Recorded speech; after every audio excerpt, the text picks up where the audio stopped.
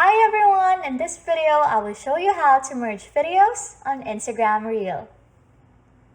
First things first, open your Instagram app on your mobile device and tap the plus icon on the lower middle part of your screen. By the way, this tutorial includes taking videos and combining them with your pre-made videos.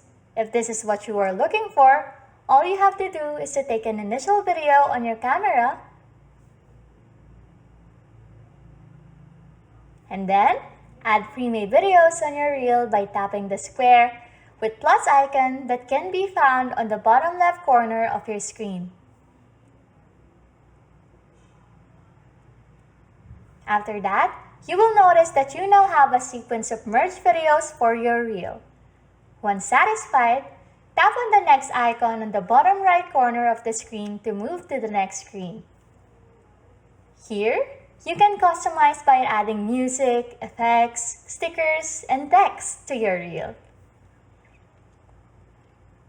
After customizing, you can now tap on the next button again to finally draft or share your reel.